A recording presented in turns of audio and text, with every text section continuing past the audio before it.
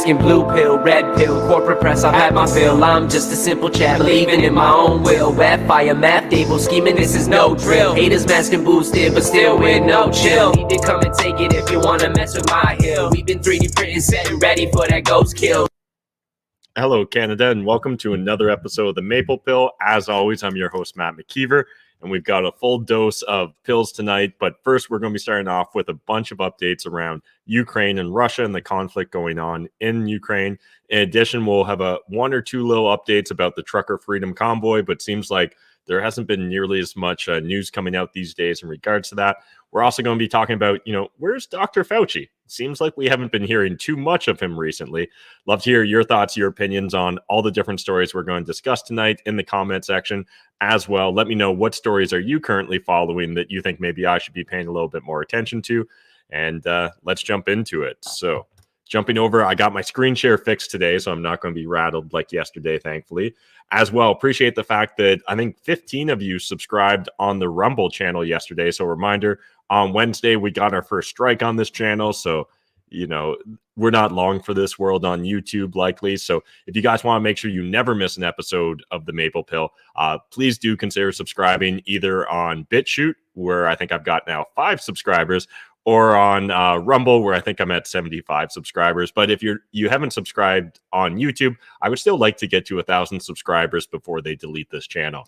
But anyways, the first thing I want to highlight here was some of the crazy rhetoric coming out of Lindsey Graham's mouth yesterday. So Lindsey Graham hit with bipartisan blowback after calling on Russians to assassinate Putin. Exceptionally bad idea.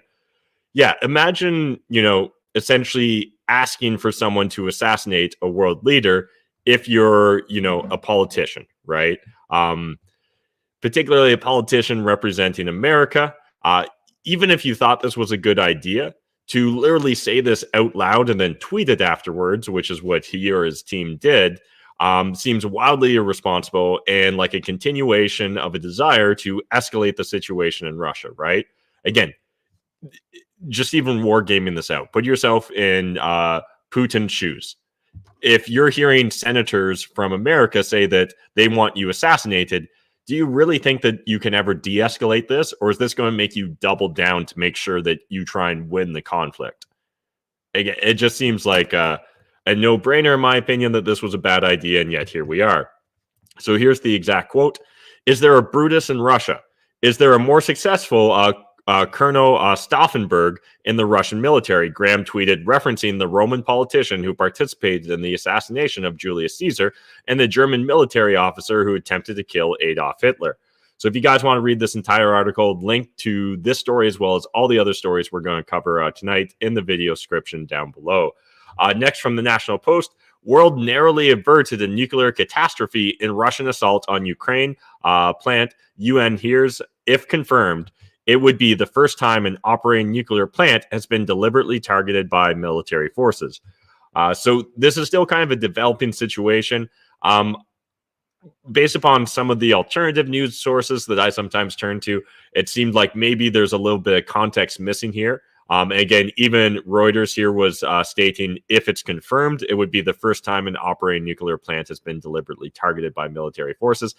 At this point in time, there's just literally so much misinformation, so much smoke and mirrors, cloak and daggers that it's really difficult to actually get a grasp, at all on what's going on in Ukraine. And so again, I think that as we talked about at the start of this week, at this point in time, any news story that like really you find gets you emotional, you probably need to wait a week to find out whether it was true or not. And that goes whether it gets you emotional in a good way or a bad way. Doesn't matter at this point in time. I think we really need cooler, calmer heads to prevail. Next, from the Globe and Mail, Russian forces surround major city centers in Ukraine. So this was just a decent general update. So if you guys want to check it out, link in the video description down below. Now from the CBC, and to be honest, I need to at least give some props or dues to Justin Trudeau, because I honestly thought he would just double down on trying to escalate things. But Trudeau says Canada, NATO need to avoid all-out war with Russia. Agree. It's going to be rare you guys ever hear me on the Maple Pill say I agree with Justin Trudeau, but I agree in this. And this at least is if not encouraging or promising, at least not an escalation, right? And that seems to be what we're seeing from all corners of politicians as well as administrators, and then finally as well from the mainstream corporate press legacy media. Next, this is from Bloomberg. The list of foreign companies pulling out of Russia keeps growing.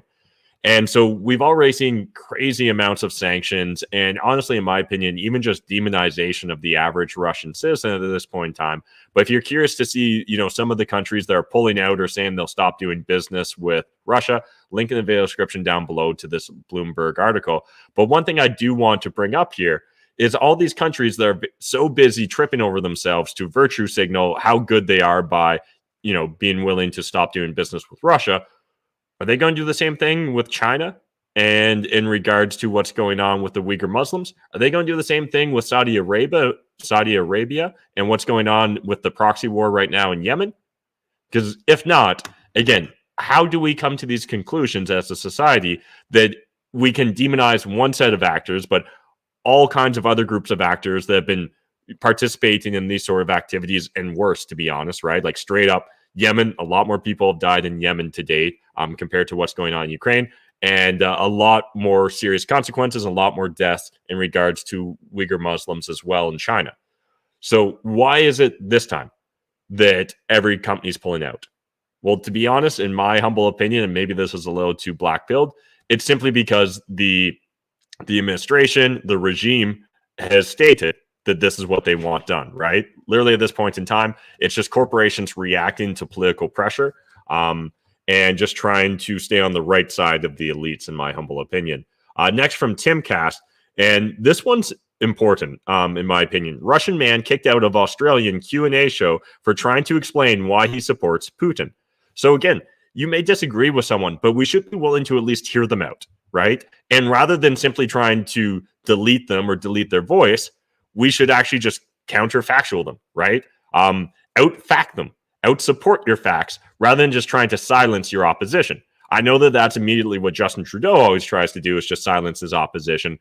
But in fact, if we want to live in a better world, if we want to build a better world, if we want a better society for future generations, it's not going to be built upon lies and subterfuge. It's going to be built upon truth, transparency, and authenticity, in my opinion.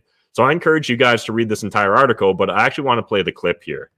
So as someone who comes from the Russian community here in Australia, I've been pretty outraged by the narrative created by our media depicting the Ukraine as the good guy and Russia as the bad guy. Believe it or not, there are a lot of Russians here and around the world that support what Putin is doing in the Ukraine, myself included. Since 2014, the Ukrainian government, together with Nazi groups like the Azov Battalion, have besieged the Russian populations in the Donbass, killing an estimated 13,000 people, according.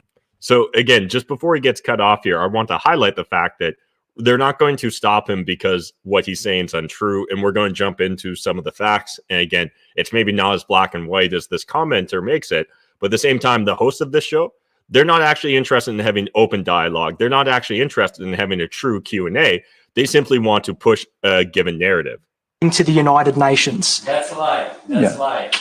Could I finish? Just quickly finish, and then we'll come to that and put that to the panel. So my question is, where was your outpouring of grief and concern for those thousands of mostly Russians? Okay, question earlier about Russia, and it's been playing on my mind. And Sasha, people here have been talking about family who are suffering and people are dying. And I understand you wanted to ask your question. Again, immediately focusing on an emotional appeal rather than focusing on facts on the situation. About, is there some reasoning for this? But you supported what's happening, hearing that people are dying. And can I just say I'm just not comfortable with you being here? Could you please leave? I've been... It's really no, Sasha. I'm sorry. You can ask a question.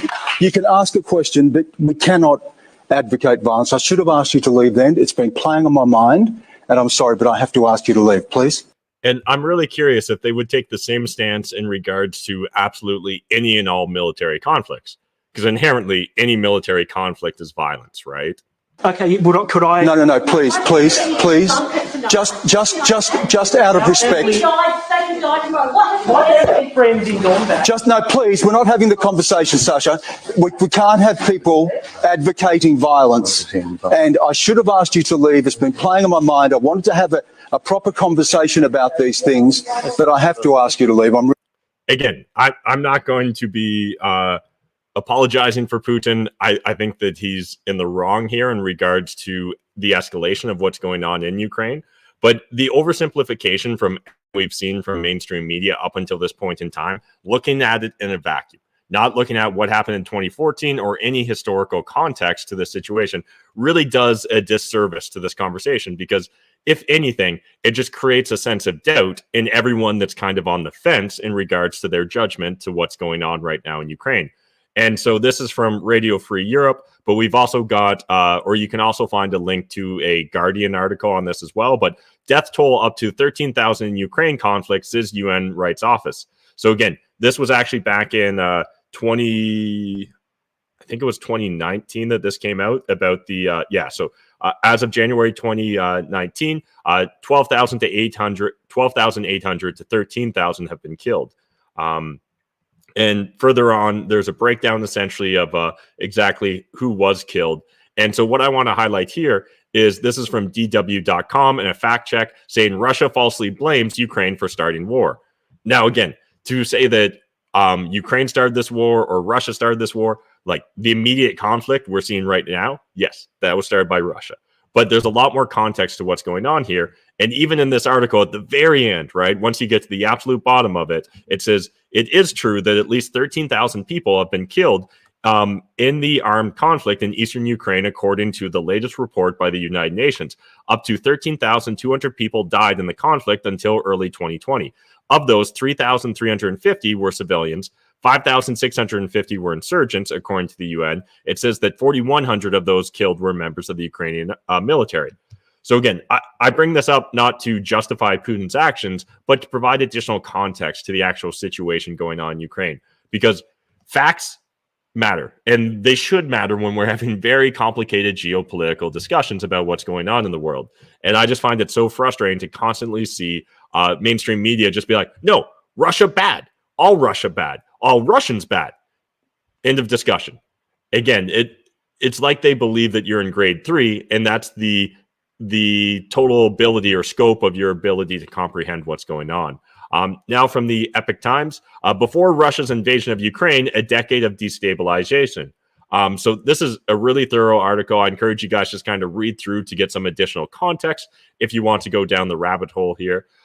Next from The Guardian, revealed anti-oligarch Ukrainian president's offshore connections. So you may or may not remember this, but back in 2019, Zelenskyy, once he got into power, essentially stated he was going to go after oligarchs, but he kind of forgot to mention that he himself looks a little suspicious in regards to some of his financial dealings. In fact, he was actually involved in the Panama paper leaks, right? So if you guys don't remember the Panama Papers, I'm trying to think of when they actually came out, but there's a fantastic book that I recently listened to on Audible about the Panama Papers. And essentially, it's just breaking down how the rich and elites hide their money in offshore corporations, trying to avoid taxation, and all the other shady shenanigans they do when it comes to their wealth, right?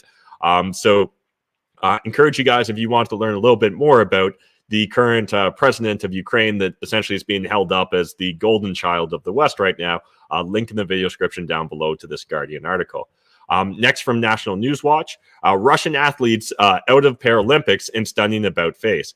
And this is just more virtue signaling. This isn't about actually like sending a message to Russia, right? This is about penalizing every single Russian for actions that are being taken by Putin.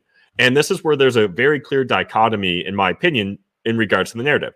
We're both being told that Putin is a brutal dictator that doesn't care about his population. He's anti-democratic, and he doesn't care about protesters.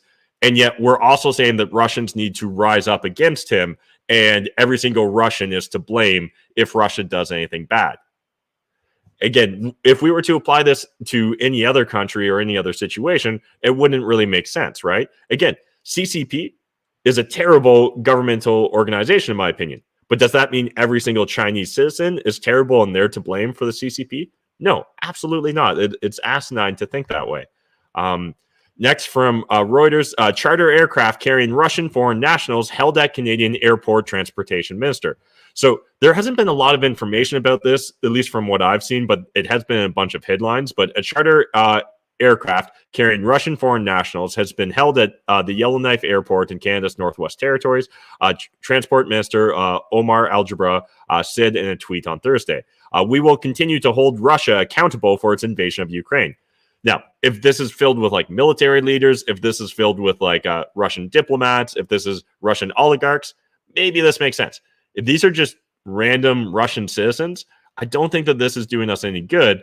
And while it's not a perfect analogy to think back to, times when here in Canada, we used internment camps for Japanese citizens during World War II, it's also, we're headed in a weird direction, right? We already saw this in Canada with the demonization of anyone that supports the trucker protest. Now we're seeing the demonization of anyone that even won't denounce Russia, right? Because we've seen sports stars like Ovechkin and celebrities essentially called down in mainstream media because they're not calling out Putin enough. They're not denouncing him enough. Even if they say stop the war, that's not enough for these people.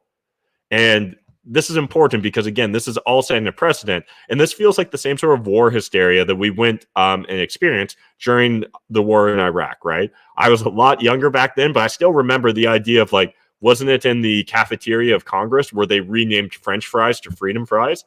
Not because we were at war with France, but simply because France didn't want to go into a war that they believed was unjust.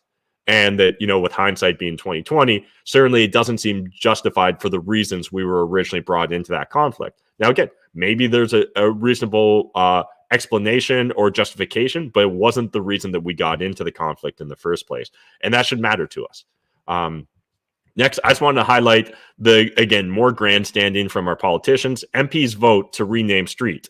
So, you know what? You have to pick sides. Finance Minister Chrystia Freeland yesterday told reporters, Canada is going to keep on going with protests against the Russian invasion of Ukraine, said Freeland. Again, it's just, this to me is both like, this is just grandstanding. And I honestly don't think that this helps us a lot, right? Like, is this going to cause a freedom fighter in Ukraine to decide to continue the fight because, hey, they're going to do a ceremony and rename a street that the Russian embassy is on in Canada? I doubt it. To be honest, I think they've got bigger shit to be concerned about. However, do I think that this is the sort of stuff that Russian propaganda or Russia today would be able to use to show how the entire world's teaming up against Russia and just one more cap in their feather in regards to proof, right? And again, to like the plane being detained. And we talked about yesterday, like the World Cat Federation not allowing Russian-born cats to perform. And it's just like, this is so bizarre. And again, just strange. And honestly, this does have consequences, right? So this is from the CTV News. Vandalism at Russian church may be hate crime, Victoria Police. And now what's interesting here is like, in a lot of other situations, if this wasn't Russia right now, I think they would immediately jump to it being a hate crime, right? If it was a different group of people that were being attacked. However, because it relates to Russians, may be a hate crime. And again, we've seen this time and time again with mainstream media immediately jumping on hate crime bandwagon when it serves their narrative. But if it doesn't, well, then we'll just look the other way. The same way in regards to what the Azov military units or brigades in eastern Ukraine were doing when they were attacking like Roma populations, right? And their camps and things of that nature. Again, Russia's made claims that they were attacking ethnic Russians as well. Now from True North, everyone who disagrees with me is a KGB propagandist. And that honestly does feel like at this point in time that if you're having a conversation in the mainstream media, there's only one acceptable talking point. And again, it's really disheartening because these are complex geopolitical situations that we should want to shine a light on. Next is a thread from Martyr Made. You guys know I'm a big Daryl Cooper fan and really encourage you guys to check out his podcast, episode 19 of Martyr Made, where he discussed some of the atrocities that the USSR committed in places like Romania and Ukraine. I think are very eye-opening. Again, it doesn't really have a direct context to what's going on right now, but understand that like history, like moments in time don't exist in a vacuum, I guess. But this 2017 paper from Rand Corp lays out strategy for unbalancing and overextending and stressing Russia and its government. The last time Russian government was unbalanced and overextended, life expectancy dropped by double digits. In the first few here we go. In the first few paragraphs, the paper states its explicit purpose as damaging Russia and its government, then says that Russia suffers from a paranoid fear that we are trying to damage Russia and its government. And this really does feel like a perfect example of what's going on. Because we're constantly saying how Russia's paranoid and they're overreacting to essentially the encroachment of NATO upon their borders. And at the same time, it seems like we literally do try and do everything to make Russia paranoid and isolated from the world. So this is a long and thorough thread. I really encourage you guys to spend some time and review it. But I'll just highlight one other point here. Long before the Ukraine invasion, they suggest placing crippling multilateral sanctions on Russia to destroy its economy, but complains that the Europeans have been an impediment to this strategy. Next, this is from Matt Taibbi's Substack. Really encourage you guys to give him a sub. Putin may have played himself, will we? Reports suggest Putin tried to outsmart even his own troops and checkmated himself instead. So while it's hard to know with 100% certainty whether some of the items here referenced in this article are true, it seems like we're hearing from more and more sources that Putin really did keep a lot of key decision makers and leaders out of the loop up until like 3 days before the invasion, which is, I don't know, interesting at this point in time. Just one more data point to take into consideration about what's going on. Next, just wanted to highlight global news again. We covered yesterday how National Post did essentially a full essay trying to justify Chrystia Freeland having that photo taken with a symbol that's often associated with the far right or neo-Nazis in Ukraine. Now, before we even talk about this, again, I want to say I don't think she should be immediately canceled for having a photo taken. I don't think it immediately means that she's a Nazi. I just want to highlight the hypocrisy here between what the liberals and mainstream media are saying in regards to her situation and what they were saying about conservatives that were willing to speak out and stand up for the Freedom Trucker Convoy. I can't think of, like, if you asked me to try and write a perfect analogy to this, I wouldn't have came up with this, right? Like, the only way it'd be better is if, I guess, you caught Justin Trudeau doing a Hitler salute or something like that. Again, I don't think, despite the fact that she's got a grandfather that was a collaborator with the Nazis during World War II, she probably isn't a Nazi, right? She probably, I would suspect, didn't even realize that a scarf was being put in front of her, or if she did, she didn't put two and two together immediately. Although, again, she does seem to be very ethnically or culturally Ukrainian. And that's something she's talked about regularly, about, you know, the impact and how it's her country and her people.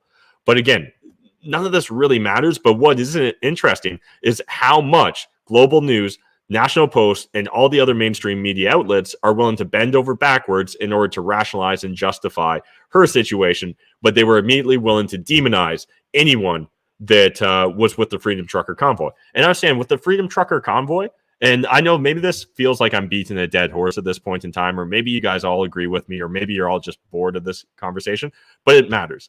Because if there were any Nazis in the Freedom Trucker Convoy, they definitely weren't widespread. They definitely weren't actually comfortable acting like neo-Nazis. Whereas in Eastern Ukraine, there absolutely are real neo-Nazis, and they absolutely are comfortable acting out and behaving like neo-Nazis.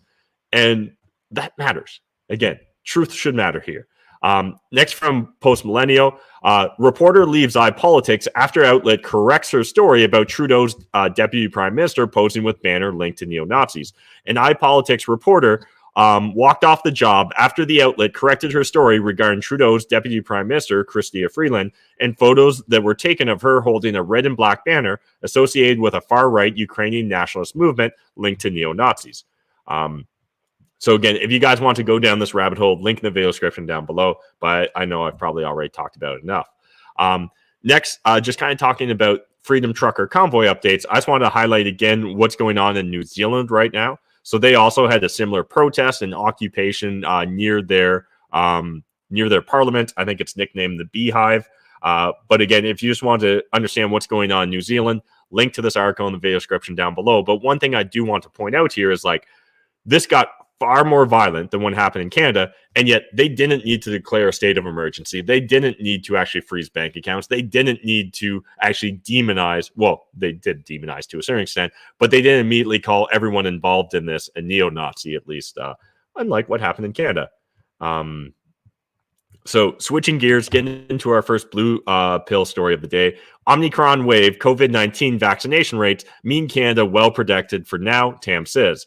So again, we don't actually really get any facts. We don't get any metrics, any lines in the sand to understand why we're safer now. Simply put, Dr. Teresa Tam says the number of cases of Omicron in recent months, coupled with Canada's high vaccination rates, create good community level protection against COVID-19 for now. She warns that if another variant emerges that is significantly different from Omicron and able to evade current vaccines, that could change. Again, I understand. I'll leave you guys to do your own due diligence because I don't feel like getting canceled tonight. But look at the results of how effective vaccines are against Delta and Omicron, and then tell me if two plus 2 really equals 5 here. Next, this is from CBC News. Public health officials welcome moves to ease restrictions as COVID-19 metrics improve. This is complete bullshit as far as I'm concerned. They're not welcoming these whatsoever. In fact, they've dragged their feet at every opportunity in order to delay opening things up. At this point in time, we've somehow ended up in the upside down world where literally now it seems like the burden of proof has to be on justifying opening up versus the burden of proof being every single day justifying the mandates, the lockdowns, and the mask craziness. So again, link to the CBC article in the video description down below. Next, Toronto Star. Ontario police conducting unlawful searches for cannabis, defense lawyers say. So important thing to understand here, the law gives police sweeping power to conduct a warrantless search of a stopped vehicle if they have reasonable grounds to suspect cannabis is not packed in a closed bag or is readily available to occupants. So one, if you guys didn't realize that, make sure you don't keep your weed readily available or it's at least in a closed bag if it is. But this is interesting, and I feel like, honestly, this must have given Toronto Star kind of fits in regards to writing this, because I know they want to demonize police, but right now they also want to make police heroes for stomping out the Freedom Trucker Convoy. So I'm sure that it was a real moral quandary for them to come together on that article. Next, from CTV News, 198 million in cocaine seized at St. John Port, RCMP. Just kind of wanted to highlight this because that's a lot of cocaine. I don't really have any hot takes to share with you. CTV News, Christine Elliott will not run in June election, will remain Ontario Health Minister until spring. So I know a few people have came out kind of mentioning that this is interesting because we've really seen Dr. Fauci decrease his circuit on the media circuit there, or like decrease his presence on the media circuit.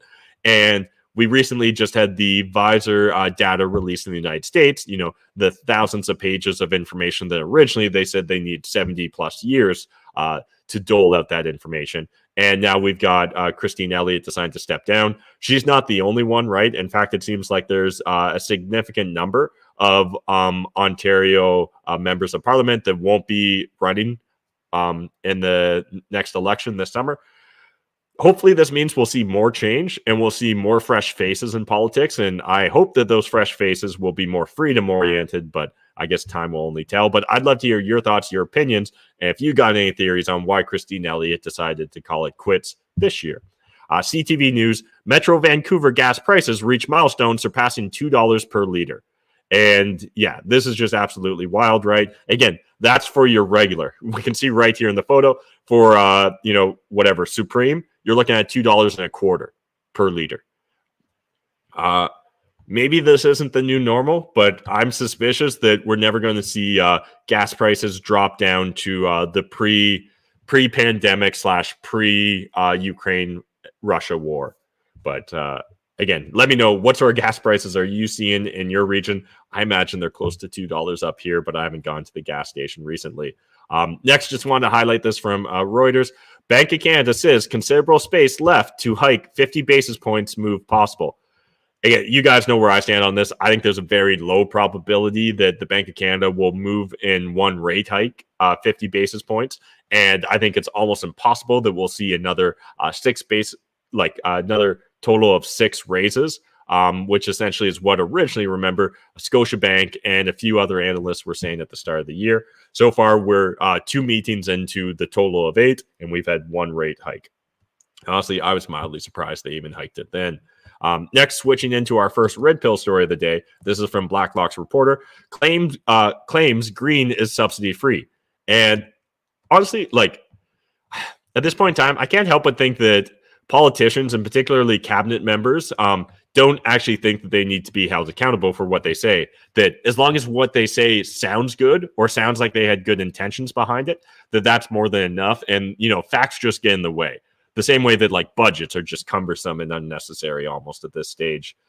Environmental Minister Stephen Guilbeault yesterday claimed the green energy sector runs without federal subsidies. Records show cabinet, in fact, paid billions in subsidies, with one minister promising to look at anything really in aid for clean energy. We do not subsidize the production of wind energy, Guilbeault told the Senate. The federal government doesn't.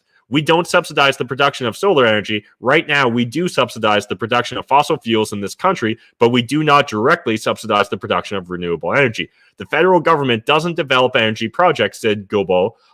Energy projects are developed by province and territories, not the federal government.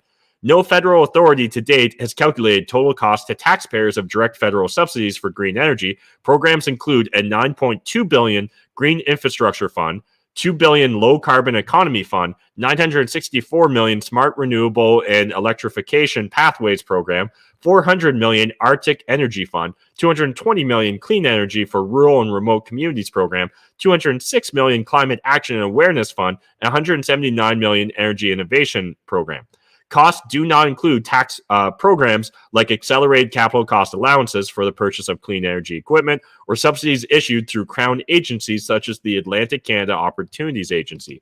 So again, this is really worth reading the entire article. I encourage you guys to go and get a paid subscription from Blacklock. But to say that we don't directly subsidize green initiatives, honestly, it's just so counterintuitive. And also just feels like it goes exactly against it. Yesterday, we've got Trudeau and Elizabeth May talking about pollution. What was the exact phrase again? Environmental racism or whatever catchy phrase they came up with it. Next, Fox News. New documents show U.S. officials knew China was withholding data, trained Wuhan Institute scientists. A new document showed China was hindering risk assessment and strategic cooperation on COVID-19 for scientists outside China. Yeah, I don't think, honestly, anyone that's even mildly paying attention here finds it surprising. But it is interesting still how even when we're talking about mainstream media, in the U.S., there's really only one mainstream media outlet that will even consider having these conversations, and that's Fox News. But again, remember how like back at the end of 2019, there was all these stories of Chinese nationals and ex-Chinese citizens in various countries around the globe going and clearing out all the PPE equipment and then mailing it back to China. And then China was essentially thanking them and put out propaganda around it until the West kind of got upset and was like, wait, if you did all that, doesn't that mean you maybe knew about the Wuhan virus, the COVID virus before the rest of us did? Before you told us about it? Again, it's just fascinating how everyone seems to just be willing to move past this shit, right? And it really does feel like there'll be no consequences for this, just like there was no consequences for the Bush administration when it came to the Iraq war. Next, I just want to highlight this. Now, again, this tweet will probably be deleted or disappeared by the time you guys get a chance to check it out. Hopefully, I can still play it because they've already flagged it as misleading. But this is from Aaron Ginn. The head of pharma at Bayer proudly proclaims the COVID mRNA vaccine is gene therapy and that misleading the public was useful to create widespread adoption. So they're taking abridgment, or they're taking offense to the way he phrased this. But let's listen to this 40-second clip, and you guys let me know whether you think Aaron was misleading here in this characterization.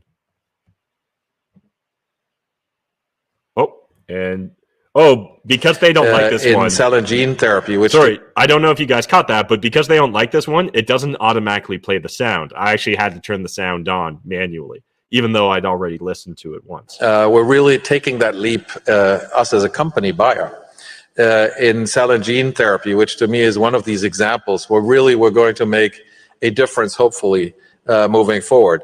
There's some ultimately the mRNA vaccines are an example for that cell and gene therapy. I always like to say, if we had surveyed 2 years ago in the public, would you be willing to take gene or cell therapy and inject it into your body, we would have probably had a 95% refusal rate. I think this pandemic has also opened many people's eyes to innovation in the way that was maybe not possible before. So did this pandemic really open people's eyes and make them comfortable with taking gene therapy? Or was it the fact that you guys essentially, well, you guys being the greater administration, essentially tweaked the definition of what a vaccine was and then also mandated it and literally forced us, if we wanted to travel, if a lot of us wanted to keep our jobs, if a lot of us wanted to be able to participate in any aspect of society outside of literally staying in as a shut-in and going to the grocery store? Kind of feel like it was more the latter rather than, people finally understanding the value behind gene therapy. And the fact that you're willing to say this out loud, that you believe that pre-pandemic, 95% of people would have automatically said no to this, and now you're patting yourself on the back for getting the vast majority of them take it, seems a little suspect to me. You guys let me know what your take is on this, though. Next, wanted to highlight this thread from Stephen, and this brings us into our first black pill of the day. And this is important, and it's something I don't hear nearly talked about enough. Do you guys know that the TikTok algorithm is very different depending upon which country you're in? So let's talk about TikTok behavioral shaping kids and why China is solving a problem the West won't realize exists for another 20 years. We all know tech companies optimize their product for maximum addictiveness. Open an app, see what you like, post something others like, get a hit of dopamine, your brain's reward drug. It used to be hard to get this stuff. Exercise, accomplishments, sex, now you can tweet. The catch is social media only gives dopamine if you do something approval worthy. Post a trend, get a like, get dopamine. Person liking your trend gets dopamine for seeing what they want. Post something people don't like, no dopamine, and sometimes negative feedback. TikTok is a great example. Open it up for 2 minutes, like some vids, look up and realize you've been watching cat videos for 2 hours. The algo is highly optimized to give you what you want over and over again. Creators are also optimized to give you what you want. The more you use it, the more narrow your information exposure is. That's not just sad because at no point in history have we had access to more information this easily accessible. It's problematic for kids and young adults due to synaptic pruning. And let me just scroll down here. A kid's brain is a genius piece of engineering. Synaptic pathways are like bandwidth. Learning a lot and need more brain power, pathway scale. Little exposure, synaptic pruning occurs. Lower bandwidth use, more detailed thread for parents.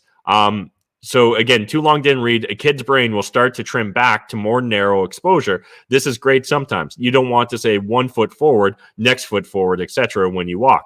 It's problematic for kids to undergo more pruning because they're semi-addicted to cat videos.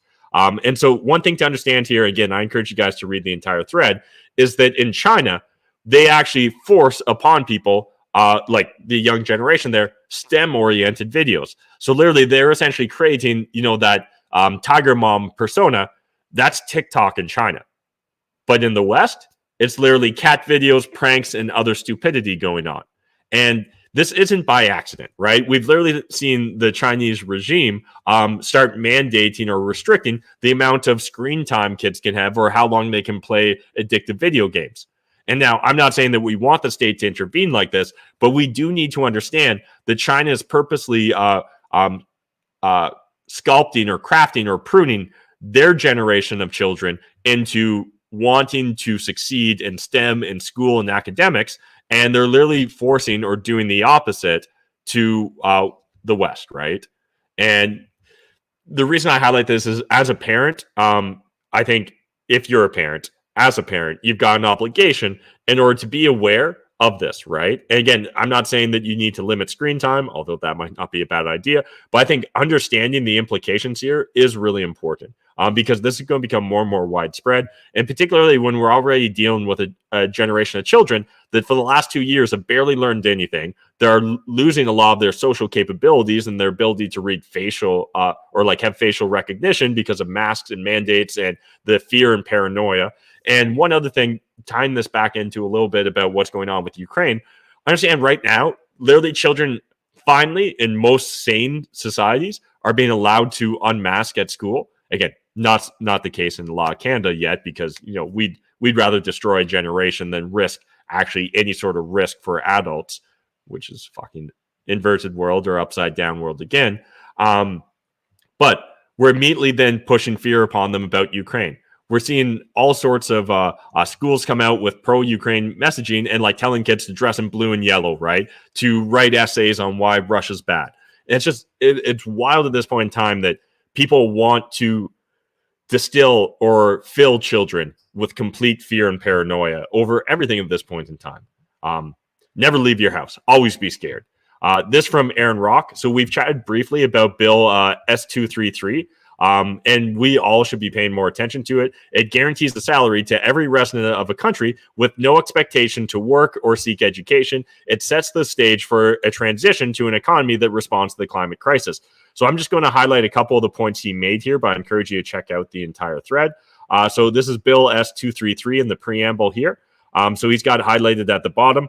While facilitating the transition to an economy that responds to the climate crisis and other current major challenges. Next, in part 3C, to ensure that participation in education, training, or labor market is not required in order to qualify for a guaranteed livable basic income.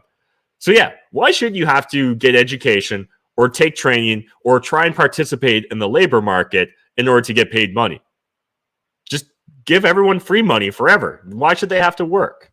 Let them just scroll and watch, TikTok cat videos all day and prank videos.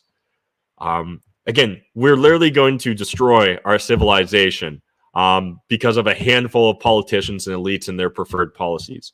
And again, best case scenario is they've got good intentions, but they're just retarded in regards to the consequences of their intentions. Worst case scenario, they're lizards that sacrifice children. And odds are it's probably somewhere in between. But from Western Standard, this gets us into our first clown pill story of the day. I'm not sure if you guys saw, but the CBC, the national Twitter account, got hacked. And hacker sends a vulgar tweet from CBC national account. And I don't think I'll get canceled for this. They just tweeted the word cunts, all in capital. To be honest, seems like kind of a waste of a hack in my opinion. But it gave me a laugh when I saw it on Twitter. So I thought I'd share it. Next from the National Post, a very thorough article explaining why Fidel Castro is not Justin Trudeau's dad, even though he really, really looks like him. And honestly, this is just hilarious in my opinion. Like, straight up, I literally don't even give a fuck what Trudeau's parentage is, right? What his lineage is. What I give a fuck about is how he's a tin pot dictator here in Canada, and he literally looks down upon anyone that disagrees with him, and he automatically assumes that if you don't agree with him, you're the other, that you're evil, that you're a racist, a misogynist, a rapist at this point in time as well. But again, it's hilarious that these rumors and memes and trolls on the internet escalate to the point where literally you've got mainstream media having to come out with very thorough, extended essays explaining why that's not the case. So then going on to our white pill story of the day. Again, I'd love for you guys to share more white pill stories with me through the Problems or Profits Discord. Link in the video description down below. I really do appreciate it when you guys give me some, because sometimes I just struggle to find white pills. And so I thought instead of necessarily having a couple of stories today, because I didn't really see too many, I would maybe talk about one of the things that really does give me hope right now, other than Bitcoin. And you guys know Bitcoin always gives me hope. So I thought I'd also just mention, if you guys haven't checked out CoinKite, they're a Canadian company. They make these open dimes. I've got a handful of them. And essentially what they are is they'll allow you to essentially take your Bitcoin and make it like a bearer instrument, or think of it as a bearer bond. So you can put Bitcoin on here. You don't have to remember passwords or anything like that. You literally just need to hold this the same way that you kind of need to hold cash, right? I didn't even want to put a link in the video description down below, because whenever I talk about something and if there's a link to it, people automatically assume that I'm sponsored or shilled or anything like that. Nope, just Canadian company doing good shit in Bitcoin. But one of the white pills I also want to share with you guys today is how I'm seeing more and more individuals and influencers that in the past would have been considered left-leaning, waking up and really speaking the truth and calling into question the mainstream media narrative. So if you guys haven't been paying attention to what Russell Brand's doing, I think he's doing fantastic content these days as well. Jimmy Dore, right? Jimmy's really comfortable calling out the BS. And this stuff really does give me hope when I see people not just from the right or the freedom-oriented mindset. I get it. Right, left is kind of a paradigm that doesn't even really exist. I would argue it's more status and freedom-oriented individuals. But, Jimmy Dore, someone that was like very much in the Bernie Sanders camp of influence, to see him constantly calling out the BS around what's going on in Ukraine, the COVID narrative, Epstein, all of that stuff, it actually does give me hope, because right now, a lot of time, it seems like there's a handful of influencers on the right or the libertarian-oriented spectrum that are calling out this BS, but it's sometimes hard to not think that we're just existing in an echo chamber, and we're not necessarily really going to be impacting anyone outside of this echo chamber. But I do think guys like Jimmy Dore, like Russell Brand, they are actually going to be impacting individuals that will never watch my show, right? That'll never watch shows like Steven Crowder or watch anything from like Blaze TV or things of that nature. And so that actually does give me hope. And I hope that we see more and more individuals stop focusing on partisan politics and more focusing just on the truth. Truth, transparency, authenticity, something I bring up quite often these days on the channel. So again, really glad to see those individuals out there creating awareness amongst their audience as well. And then finally, let's get into a couple memes of the day. So the first one here, I shared it on my Twitter or on my Instagram account earlier, but breaking: Putin has set fire to a compound outside of Kiev full of women and children, burning them alive. Just kidding. This is what the FBI and ATF did to Americans. Oh, I didn't share it with you guys. My bad. Breaking: Putin has set fire to a compound outside Kiev full of women and children, burning them all alive. Just kidding. This is what the FBI and ATF did to American citizens in Waco. Yep, and that's a real photo, and they absolutely did burn alive women and children. Now, you may call into question how the fire got started. I'll leave you to go down your own rabbit holes and conspiracy theories there, but it's difficult for me to believe that the FBI and ATF were good actors in this situation. And then I just want to share this video from Twitter because, it won't do it when I zoom in, but I don't even know what to explain this. This is a dude exercising while a bear, I guess, makes it more challenging for him. So hopefully they didn't have to beat or abuse the bear to do that, but it put a smile on my face, so I thought I'd share it with you guys. Otherwise, appreciate you guys hanging out with me on Friday night. I'm sure there's a lot of things competing for your time, attention, and energy on Friday night, so the fact you would spend it with me means a lot. If you guys did enjoy this, if you like what I do, consider smashing that like button and hit subscribe here on YouTube. Yes, this YouTube channel isn't long for the world, but I would like to get to 1,000 subs before it disappears off, before it gets deleted from history, like a lot of other YouTube channels these days. If you guys hate watching me on Big Tech, I don't blame you. You can watch us on BitChute or on Rumble as well. Links to those in the video description down below. If you guys want to follow along with me on Instagram, it's Matt McKeever Unfiltered. Mainly, it's just a meme page here, and every now and then I share some clips and scenes from the Citadel, which is the property where I'm trying to build my own intentional community. And if you guys want to learn more about that, again, join the Problems or Profits Discord, link in the video description down below. But before we wrap up tonight and call it a week, let's jump into the chat and see what you guys got to say. Again, really appreciate this being a two-way conversation. How did this get messed up now? Gosh darn it. This was working yesterday. Okay, I'm going to have to fix that. I unplugged my devices once, and it turns out it would just like reset everything. So I won't be able to share the chat the way I used to, but we can still go through a bunch here. So we got Hungarian Experiment saying first, what's up? We got Sandra. Hey, Matt. Aislinn. Hi. Farzana. Hey, everyone. Appreciate you guys jumping in here. Cheers. Hey, Matt. Been looking for any stories or news on the Visor data release. Cannot find a thing. Yeah, other than the fact that there was those 9 pages that came out of adverse effects, I still think there's a little bit of like context missing there, or it's difficult to, I guess, one thing I want to be careful of with these, and I just honestly haven't had the time to deep dive, and I'm hoping to this weekend and maybe get better understanding. I don't want to jump to conclusions here because I think it'd be really easy when you've got 9 pages of adverse effects. But I think we need to view those through context in order to really come to a conclusion. So yeah, I agree with you, Terry. If you guys have found some great resources, please do share it with me in the Problems for Profits Discord on the Maple Pill channel. Really appreciate when you guys share with me some stories. Terry says, if Putin gets shot, then the military will take over, and that seems even worse to me. Yeah, honestly, I have no idea what would happen if Putin was to disappear tomorrow, but I don't think that Russia immediately becomes a bastion of democracy and West-leaning initiatives. I would think that probably one of two things happens. Someone replaces him that essentially is a carbon copy, or we see Russia deteriorate into civil war for an extended period of time. But I guess we'll see how that plays out. Right now, I can't help but feel like the world, and particularly the world economy, is literally teetering on the brink, despite the fact that the world markets seem to just want to ignore what's going on. I'm pretty sure there should be consequences to what's going on here, but right now, I honestly don't think it's been accurately reflected in the market. So either they know something I don't, or like I said earlier on in the week, they're all clearing their positions and setting themselves up for the inevitable crunch. Arthur, hey Matt, like the color of the hat. Appreciate it. Yeah, I thought I'd switch things up and wear a different toque tonight, just something a little bit different.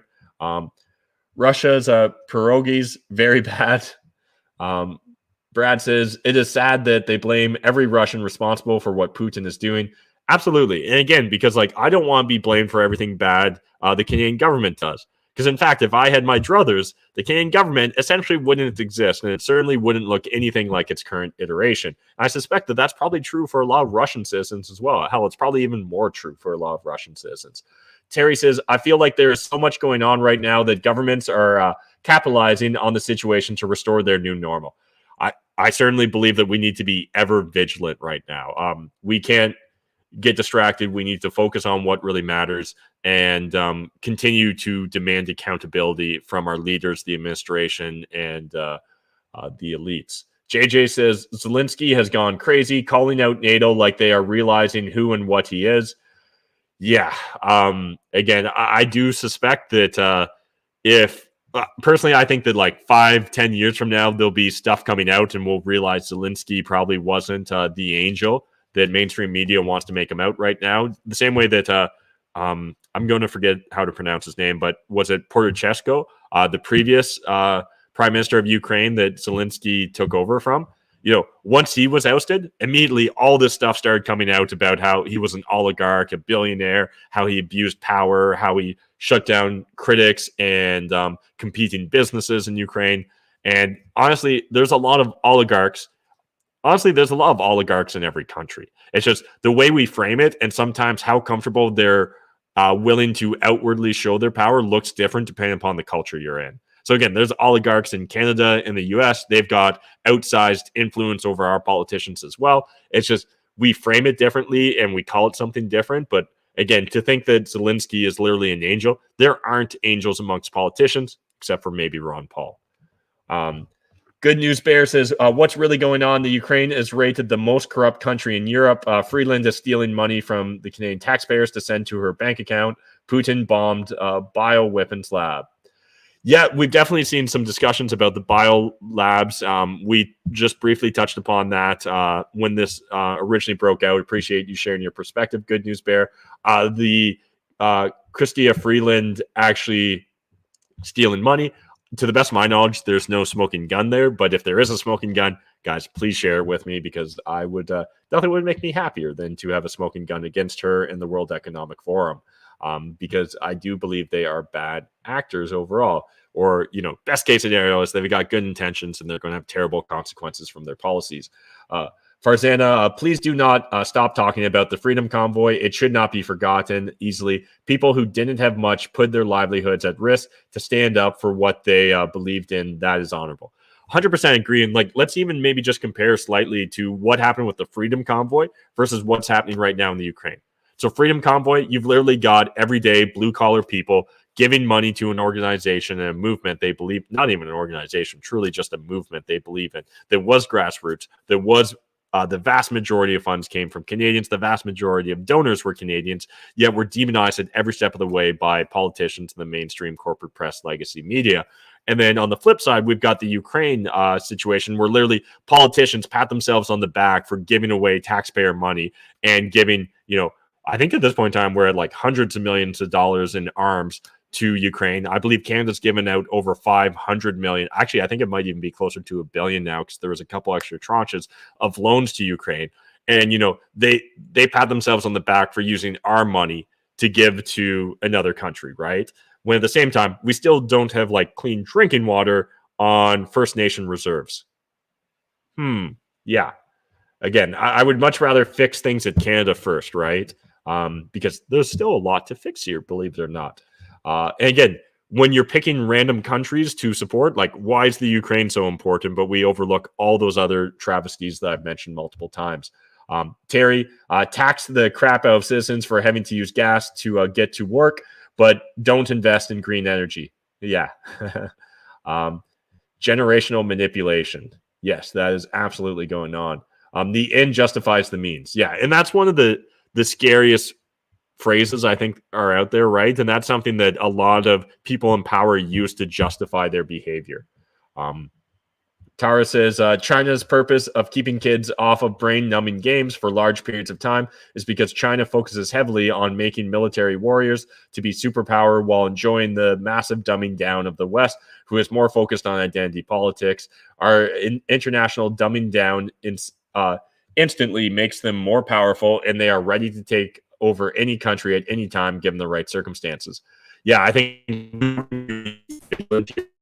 to me, even me doing this little show and trying to create common knowledge just amongst a handful of individuals is important because, as I mentioned multiple times, those of us that are, live and let live sorts, we often overlook the importance of culture, right? We overlook the fact that the left, that Marxists, that communists have essentially captured large swaths of our institutions. And a lot of it started with post-secondary institutions where they essentially indoctrinated generation after generation of Western students to then eventually have that disperse or filter out into the greater culture. Russell Brand is awesome. Been loving watching him over the last few months. Agree. Okay, here. Pawatsik. Okay, appreciate it. That's the pronunciation. I've definitely always said it wrong, and I will try and do better. I appreciate you sharing that. Remember this one. Pawatsik. Love Russell Brand, but I can't converse the way we can with you. Thanks, Maple Pill. Appreciate it. Russian blue cats are banned. Not kidding. I know, right? Just wild. Free faster. In Mother Russia, Putin needs you. I get it because Poutine, right? The Boathouse Studio. Thanks, Matt. I appreciate your live update. So informative. Sending you a white pill hug. Appreciate it. And that's a great way to end off tonight's show. Appreciate you guys, as always, sharing this on social media, liking, doing all that good stuff. And if nothing else, hopefully, we both make each other feel a little bit less crazy. And again, I appreciate you guys giving a shit because it's so easy for people to just want to focus on doing them and theirs and ignoring everything else. But there are consequences to that, right? And I think, unfortunately, we're paying the price right now. Or at least I know I was definitely of that mindset for the vast majority of my life. Like, hey, I'm just going to do me. I'm not going to, interfere with anyone else. Surely they won't want to interfere with me if I don't interfere with them, and I'll just go about doing my thing.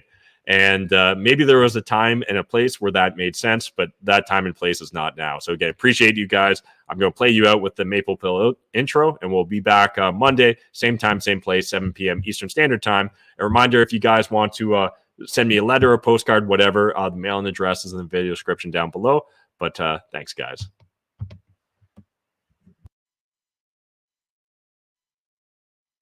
Asking blue pill, red pill, corporate press, I've had my fill. I'm just a simple chat, believing in my own will. Web fire, math, table, scheming, this is no drill. Haters masking boosted, but still with no chill. Need to come and take it if you wanna mess with my hill. We've been 3D printing